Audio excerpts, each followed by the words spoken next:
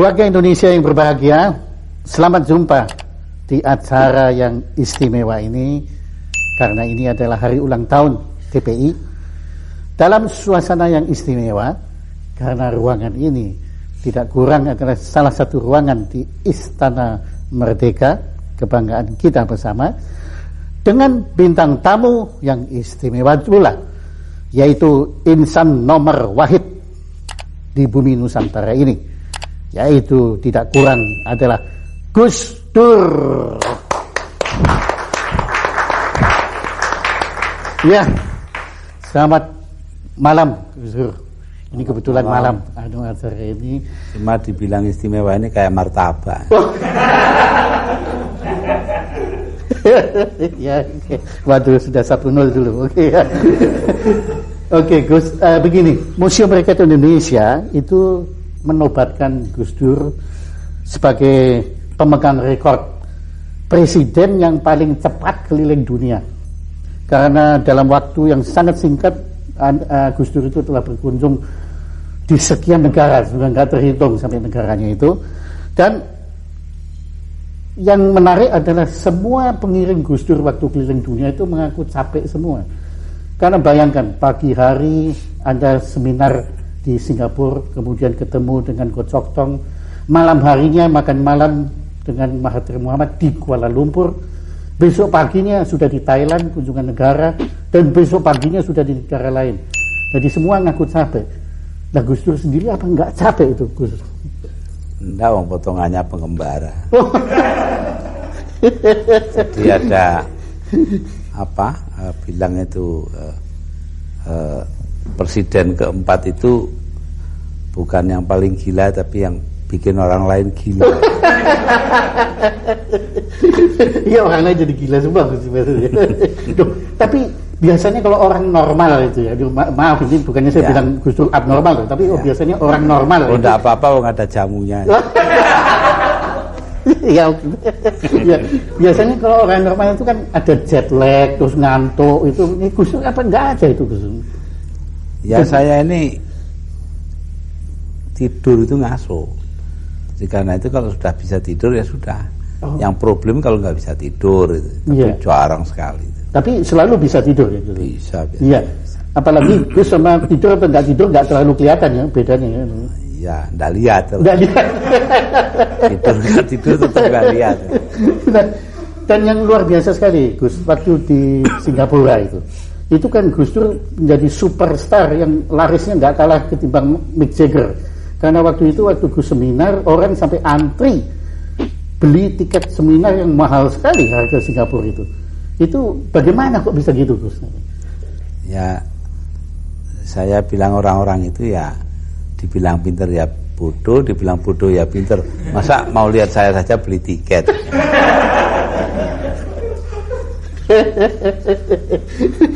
Tapi waktu itu Gus waktu itu ngomong tentang investasi Indonesia waktu itu. Ya. Itu ya. Saya ingin kebelet mau investasi aja. Jadi karena mereka sudah kebelet mau investasi itu ya.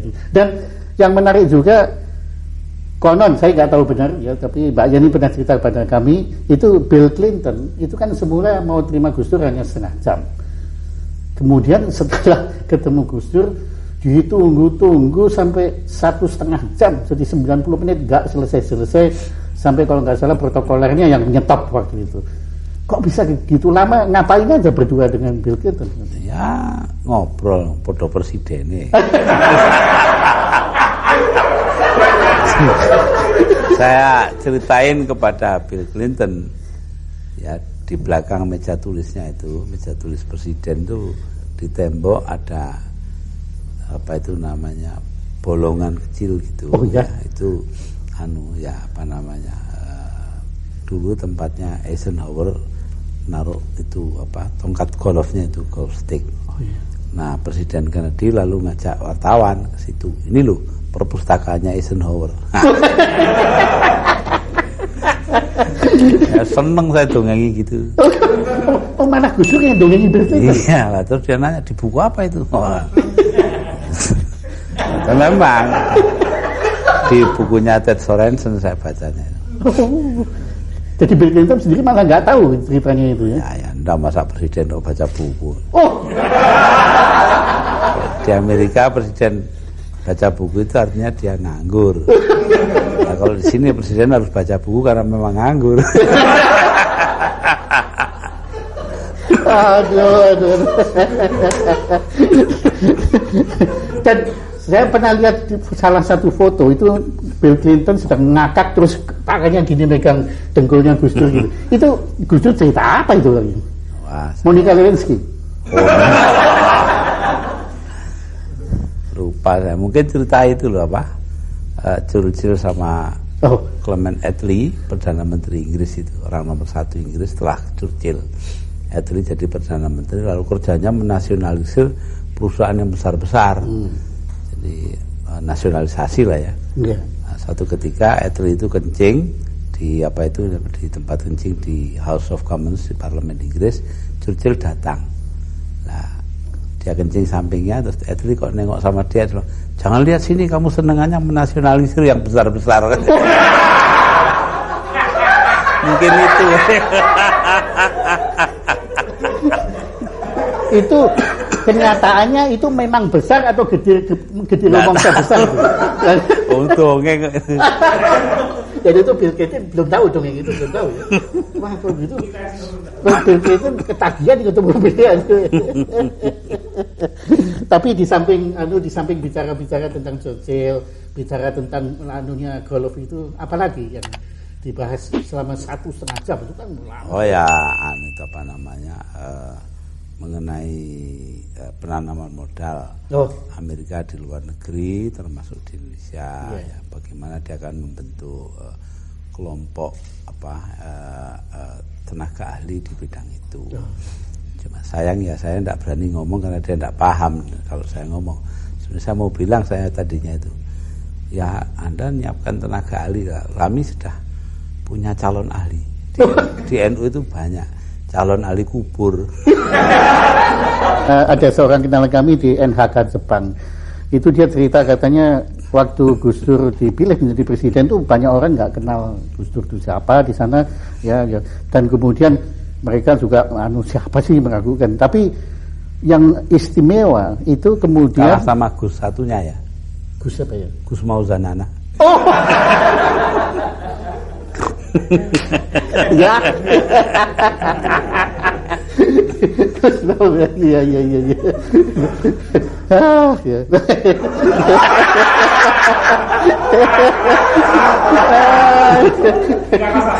Tiga, kosong banyak sudah. Ya, apa tapi lupa lagi. Oh ya, jadi balik lagi. Tapi biasanya kan pertemuan di Jepang, apalagi upacara kenegaraan presiden ketemu perdana menteri, itu selalu serius, sepi, kuburan.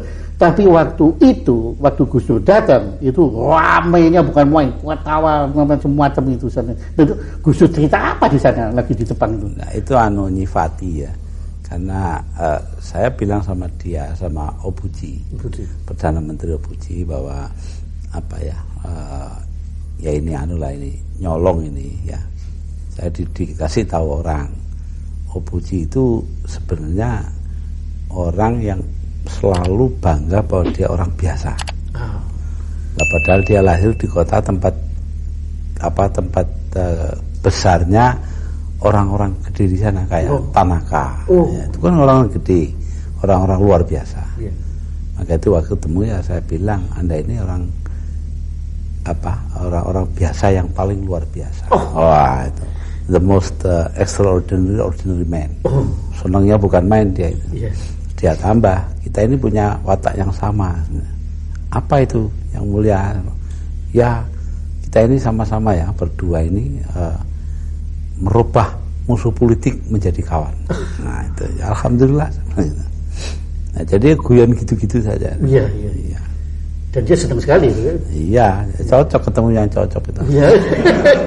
Itu dan dia juga kesini juga cocok betul itu. Iya, dan beliau menguasai bahasa Inggris langsung atau pakai terjemahan? Pakai terjemahan. Itu yang lucu dengan yang terjemahkan itu. Nah, itu yang paling lucu yang punya RRC. Nah, dulu ya, bukan zaman saya ini. Iya. Nah, itu ada delegasi militer dipimpin Amerika, dipimpin oleh kepala gabungan, kepala staf. Saya datang ke sana, ngomongnya panjang. Kepala gabungan, kepala staf ini panjang sekali, kemudian diterjemahkan pendek, kok semua ketawa. Jadi terus dia tanya, kamu ini kok hebat ya, menerjemahkan omongan saya panjang itu diterjemahkan pendek saja kok semua ketawa, apa rahasianya? Ya gampang, saya bilang orang ini nyeritakan lelucon, silahkan ketawa.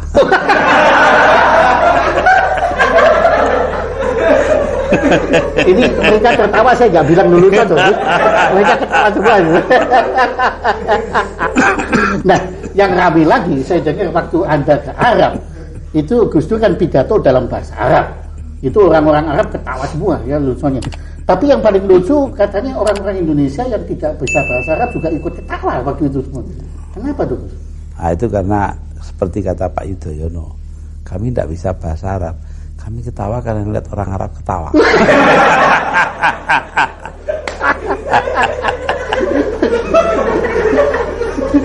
Jadi akan yang lucu kan Arab ketawa. Iya. Pasti semua negara di sekeliling kita sudah Gus Dur kunjungi. Kenapa justru Australia yang begitu dekat dengan kita kok dianaktirikan, kok nggak dikunjungi Gus Dur? Ya belum aja. Belum. Belum. Tapi bakal dikunjungi. Ya kalau pimpinan pemerintahnya bersikap rasional kepada kita gitu aja. Oh, jadi artinya sekarang nggak rasional? Ya terserah. Nah, yang jelas saya baca di koran dan juga dengar laporan bahwa dia, John Howard, Perdana Menteri, orang ke-1 di sana, pidato di depan parlemen bahwa Indonesia menjadi tempat transitnya orang Timur Tengah yang menjadi imigran gelap ke Australia. Loh, mestinya ya begini, sebelum diomongin ke parlemen, omong dululah sama kita, kayak kita tidak punya duta besar saja. Iya. Dan juga kayak dia nggak punya duta besar di sini. Iya, betul. Kemudian baru-baru ini Menteri Luar Negeri Alwi Syihab ngomong sama saya. Dia ditemui oleh Alexander Downer, Menteri Luar Negeri Australia di Macau. Ya, di sana terus ngomong-ngomong katanya Alwi Syihab pada dia, ya begini ya, kalau Anda betul-betul memperhatikan perasaannya orang Indonesia, ya berapa jauhnya sih Anda pergi dari Australia ke Indonesia kemudian pulang lagi? Kenapa kok sampai jadikan Indonesia ini sebagai tempat transit dari sini terus ke Singapura, kayak kita ini stasiun saja? Nah itu, oh ya nanti kita ke Jakarta pulang pergi. Ya sudah, ini ya karena kami mengira bahwa Indonesia itu langkah pertama lah dalam transit. Ya itu namanya Anda tidak ngerti perasaannya Indonesia. Kalau ngerti kan tidak akan begitu. Iya. Jadi banyak misinformasi. Iya. Nah, menurut Gus Dur sekarang kalau Anda amati, apa di dunia saat ini, di planet bumi ini ada kepala negara yang lebih lucu ketimbang Gus Dur?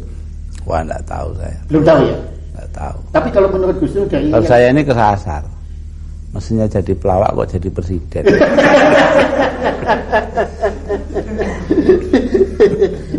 Tapi ngomong-ngomong Gus, ada yang iri juga loh terhadap kelucuan Gus Dur ini, yaitu teman kita yang namanya Arief Budiman itu yang ngungsi ke Australia sekarang itu Gus.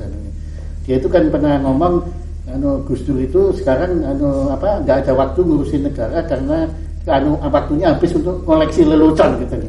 Nah itu gimana komentarnya si Arief itu kan? Ya nanti lihat buktinya aja, gitu aja. Negaranya tambah makmur, keamanan bertambah baik, rakyatnya hidupnya semakin meningkat, ya berarti saya walaupun lucu ya bisa ngatur negara, gitu saya. Kalau menurut saya bukan walaupun lucu, tapi karena lucu maka bisa ngatur negara. Wah itu Anda sendiri ya. Ya saya sama Arief terlalu bertentangan loh. Ya.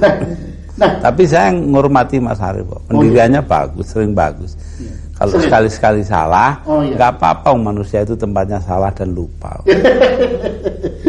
Nah, Gus, Ngomong-ngomong dulu kan sebetulnya ya Gus itu kan tidak ada persiapan atau mempersiapkan diri untuk menjadi presiden sebetulnya. Ya lebih banyak Siapnya, ya, tapi tidak mempersiapkan diri. Nah, gitu. Ya. Suruh jadi ya jadi. Iya. Gitu. Tapi kalau nggak salah kan sampai detik terakhir kan sebetulnya kan Gus juga tidak menduga kalau Gus terpilih menjadi presiden, betul kan? Sebetulnya sudah ada beberapa orang yang bilangin saya akan jadi presiden. Cuma ya saya diam aja ya. Soalnya bukan apa-apa. Ya kalau jadi, ya kalau enggak kan tambah sakit. Jadi saya diam aja. Ternyata jadi betul. Sekarang saya bingung mereka itu betul-betul apa ya, sakti apa tidak. Gaya hidup Gus kan waktu itu setelah menjadi presiden kan harus juga berubah. Oh iya. Protokoler, antara lain yang paling populer adalah kebiasaan Gus pakai sandal yang harus pakai sepatu itu. Iya. Itu rasanya gimana Gus waktu pertama? Oh ya, sampai sekarang kakinya masih panas saja itu. Dan saya senangannya baju pendek, saya harus baju panjang. Oh iya benar. Tapi ya sudahlah. Kalau dibandingkan nasibnya rakyat orang banyak, sudah ini apalah artinya sepatu sama hem panjang itu. Betul juga Gus di situ. Nah, kemudian tadi Gus sudah nyebut bahwa ibu memang mau ke istana. Tapi anak-anak gimana waktu itu? Komentar dari anak-anak kan anak itu kan ada 4. Ya semuanya. Ada yang ikut, ada yang tidak. Sekarang pun ada yang dekos di luar. Dekat UI karena dia kuliah di UI pagi dan sore. Jadi ya nggak tahu pulang sini ya kapan ada kosong pulang. Jadi dia indekos di sana ya? Iya. Karena lebih praktis ya? Iya. Jadi apa bebas nggak harus di sana ya? Iya.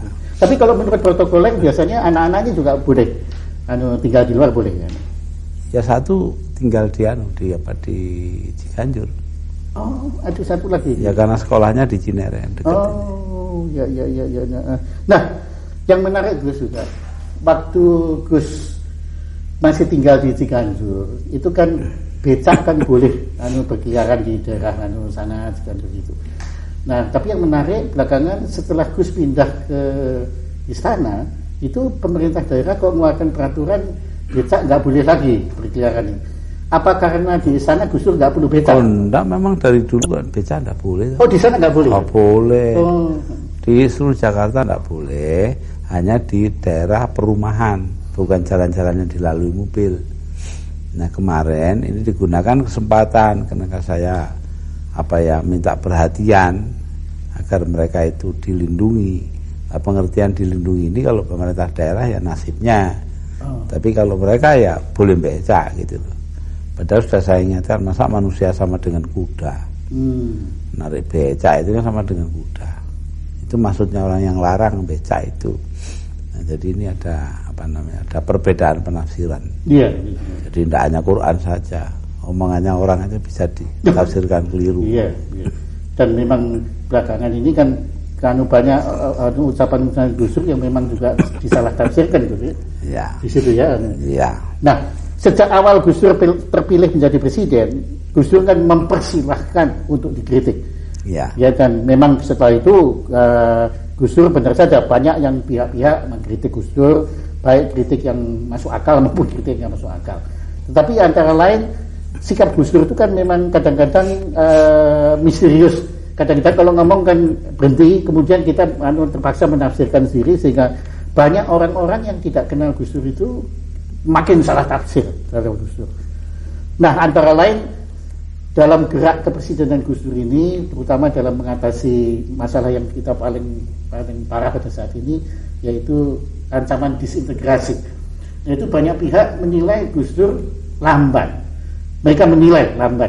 Nah, menurut saya ini kan salah satu kekeliruan tafsir lagi yang mungkin perlu kita ketahui langsung dari Gus Dur. Jadi sebetulnya bagaimana Gus ini mengenai masalah penanganan Gus Dur terhadap disintegrasi? Saya rasa yang paling penting ya, kita harus melakukan identifikasi kelompok-kelompok mana yang secara strategis harus diajak berunding. Itu yang paling pokok dan itu makan waktu. Itu yang seolah-olah lamban itu di situ. Jadi nggak bisa langsung gitu. Nggak bisa. Sama saja kalau yang bilang lamban, saya bilang silakan Anda coba sendiri kalau bisa gitu. Jadi proses. Iya, itu semua ada. Seperti Aceh, sampai hari ini aja belum selesai. Ini barusan mau rekam ini, saya dapat dapat laporan bahwa keadaan di Aceh semakin panas. Itu satu contoh. Jadi tidak semudah yang kita inginkan. Tapi ya alhamdulillah pelan-pelan sudah mulai baik. Iya. Jadi dimana kalau perlu ya kita harus keras. Ya. Umpamanya contohnya di Maluku. Maluku itu saya minta kepada Laksamana Widodo sebagai Panglima TNI itu untuk bertindak keras, menggeledah rumah-rumah mencari senjata kan. Kemudian orang-orang dari sini yang bersenjata naik kapal laut sebelum mendarat di Maluku digeledah polisi dulu. Kalau ada yang senjata yang ada dipegang dengan orang-orang yang ditangkap. Jadi itu tidak segampang membalik tangan gampangnya lah.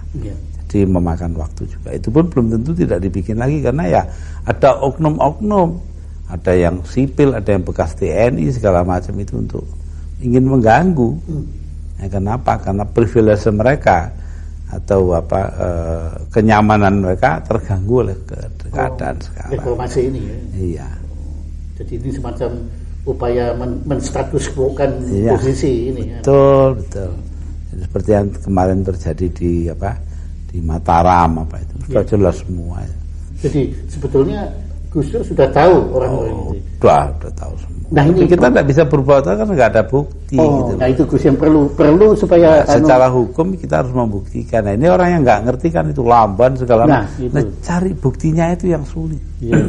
Karena mereka dalam melakukan itu cukup terampil sehingga jebakan-jebakan perangkap hukum itu nggak bisa kena semua itu. Persis.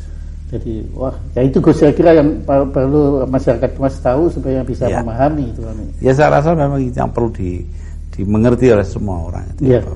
Dan juga bahwa karena mereka itu istilahnya itu ada di di tempat gelap, kita di tempat terang, mereka bisa ngelempar seenaknya. Jadi mereka bisa bikin kerusuhan di mana saja. Tetapi tidak usah takut. Pemerintah sudah bertekad untuk menyelesaikan masalah ini. Jadi begitu kejadian satu tempat langsung digarap, dan begitu digarap maka ya tentu saja mereka akan lari. Iya. Tapi jadi sikap dari pemerintah ini hanya bisa menangani kalau sudah terlanjur kejadian. Betul, memang. Itu tidak bisa preventif. Tidak bisa. Tidak bisa ya. Untuk preventif itu kalau sudah negaranya maju mungkin ya bisa. Nah, kita sabar. Iya. Saya sabar. Beberapa orang yang ngomongin tidak karu-karuan, saya tahu semua, saya dengerin aja. Nah, tapi nanti kalau sudah keterlaluan, sudah ganti aja orang ini. Iya.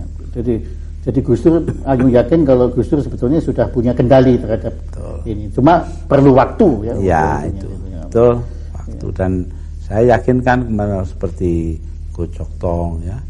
Kemudian juga Van Artsen, Menteri Luar Negeri Belanda kemarin datang ya. Hari ini ya delegasi dagang dari Amerika.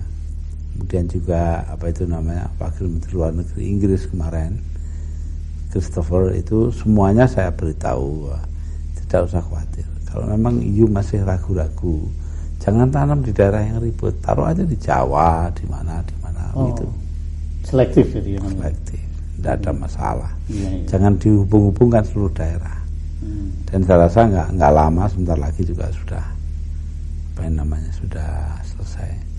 Nah, tetapi ngomong-ngomong tentang kabinet Gus Dur sendiri, itu Gus Dur sendiri kan pernah juga mengakui kabinet ini kan kabinet hasil dagang politik kan, jadi kompromi dan macam-macam itu. Jadi menurut Gus Dur kritik bahwa kabinet Gus Dur ini kurang profesional, kemudian tidak terkoordinir, itu menurut pendapat Gus Dur sendiri bagaimana? Ya profesional atau tidaknya terserah pada pengaturan kabinetnya.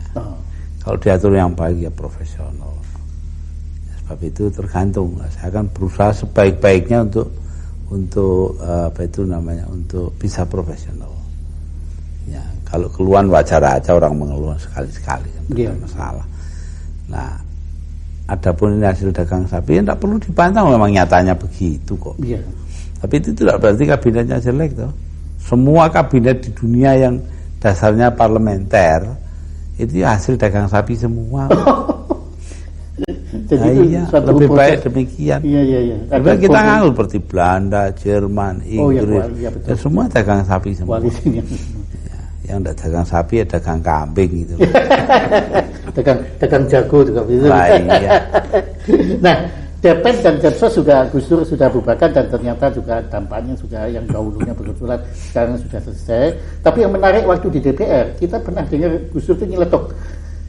Sebetulnya Depkes juga perlu dibubarkan. Nah, ini sebagai kita yang bakul-bakul jamu ini kan yang di Depkes ini jadi kita ini jadi gimana ini jadi kenapa kok Gus bisa punya pendapat? Maksud saya itu baik loh.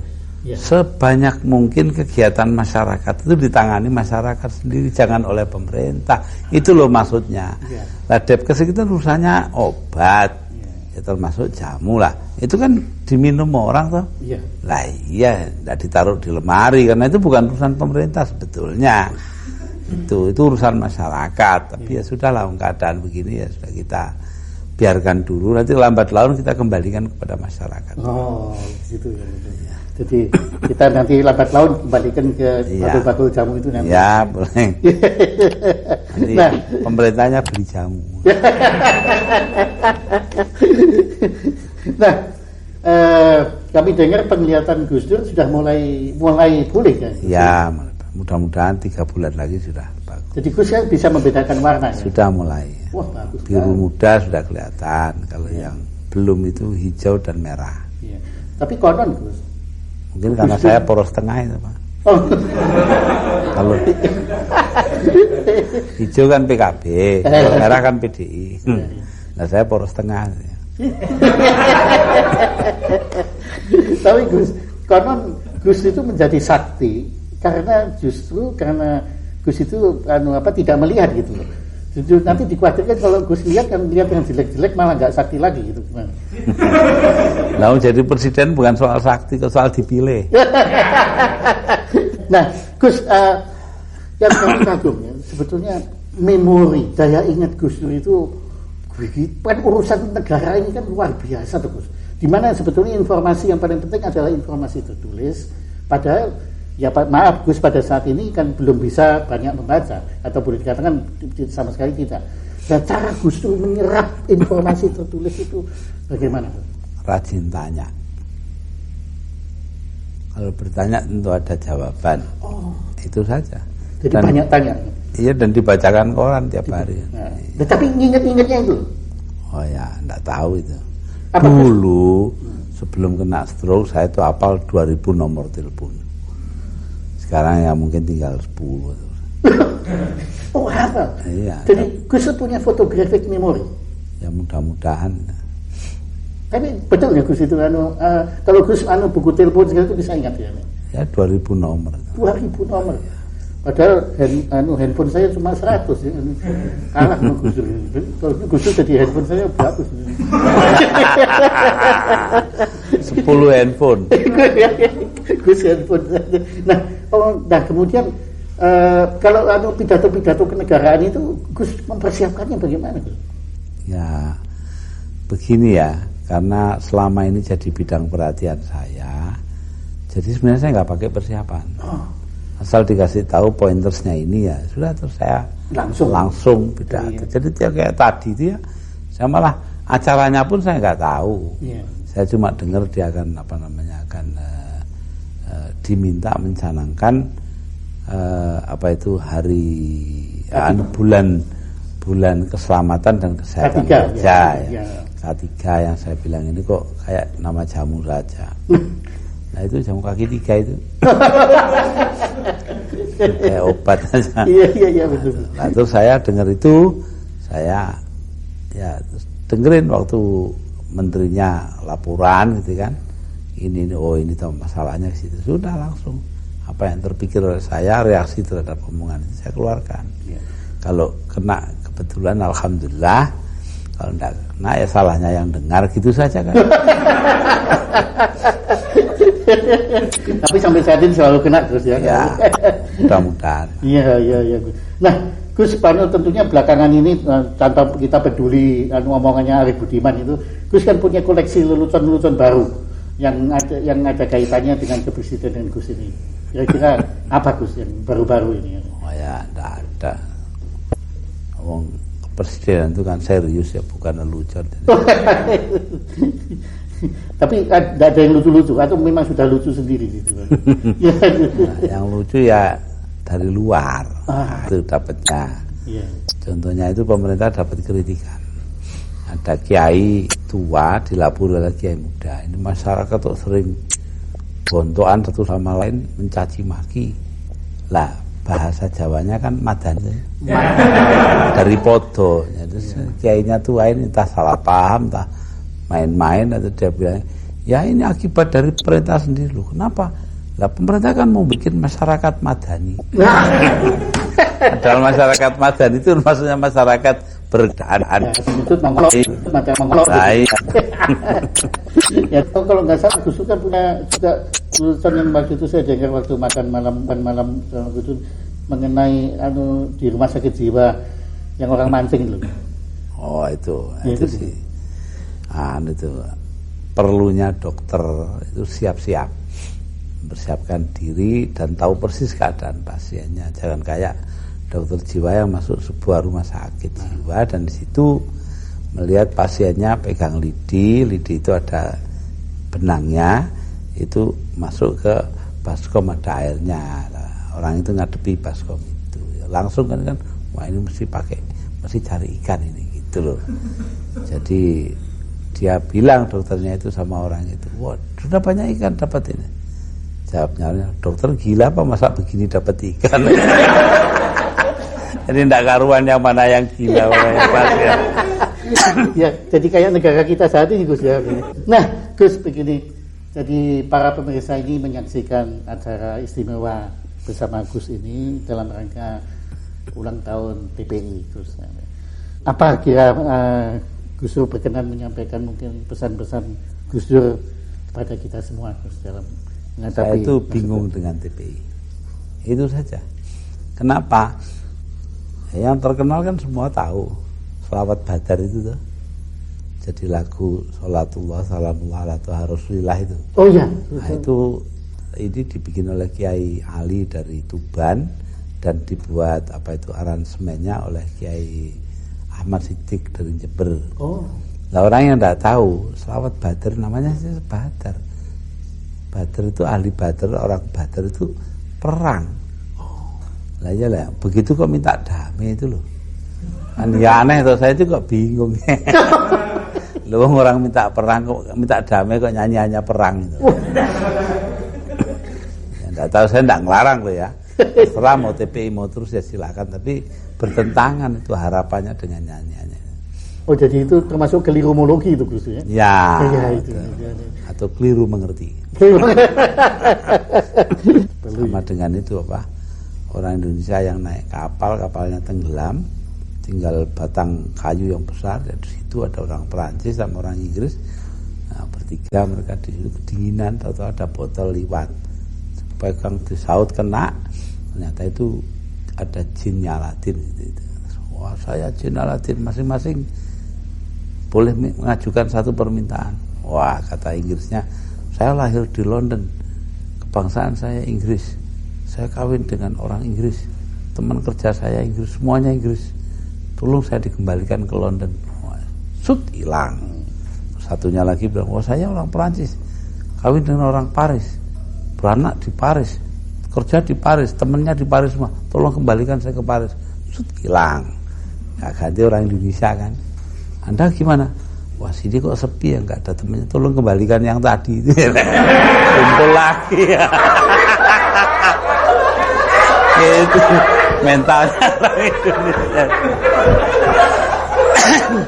Iya Gus. Nah, itu. Dan ini konon Gus akan melanjutkan rekor keliling dunia Gus lagi. Ya. Dalam waktu dekat Gus akan ke Eropa Gus ya. Iya, ya. Nah ini banyak yang dengar Gus akan ke Davos. Ya di Swiss itu indah sekali memang.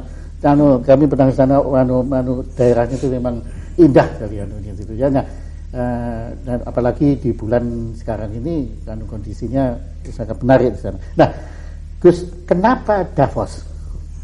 Di sana berkumpul para pengusaha dan pemimpin pemerintahan.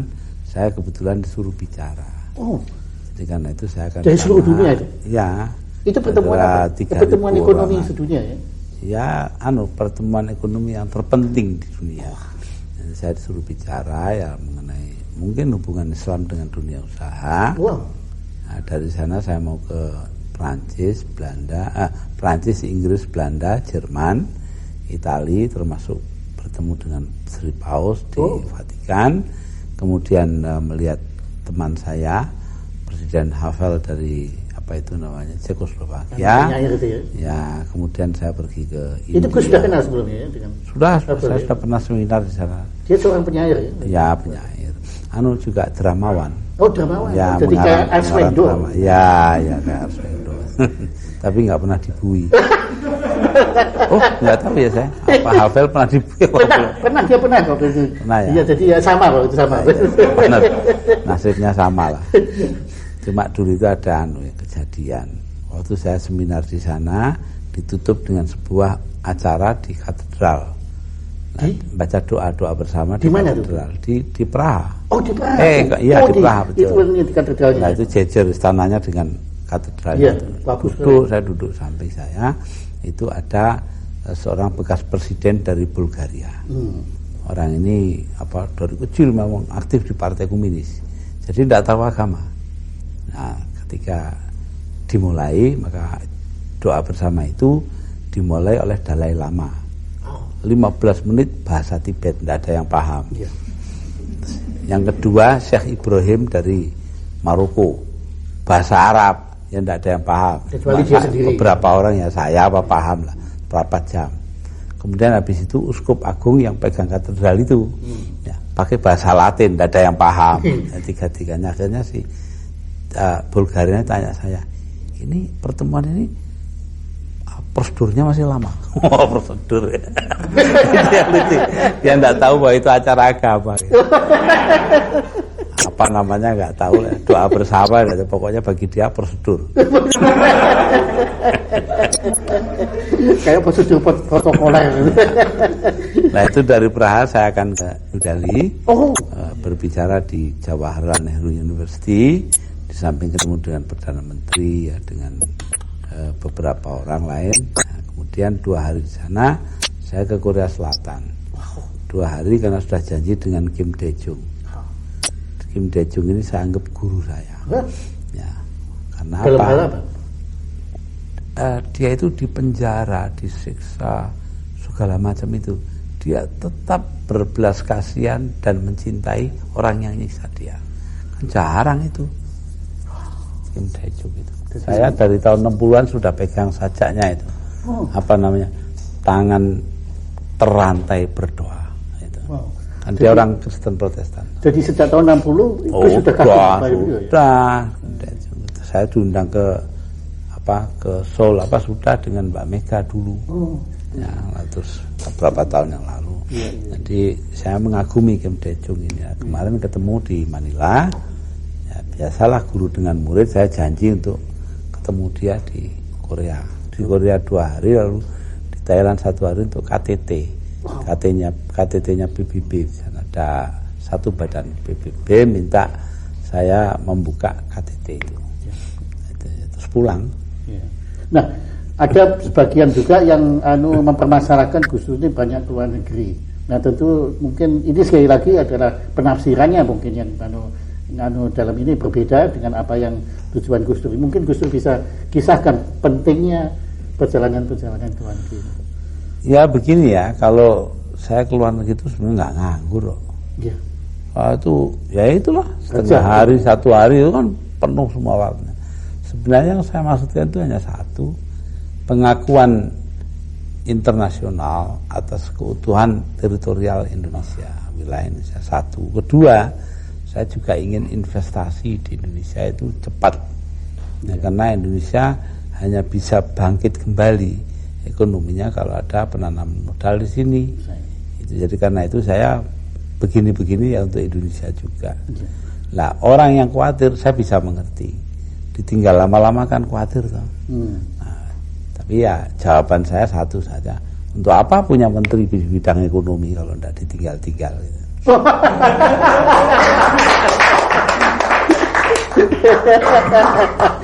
Sekarang betul-betul sebagai penutup Gus, ada pesan kepada kita semua Gus dalam menghadapi masa depan bangsa Indonesia tercinta ini. Saya rasa yang terpenting itu loh, kita harus punya rasa mengabdi kepada bangsa dan negara.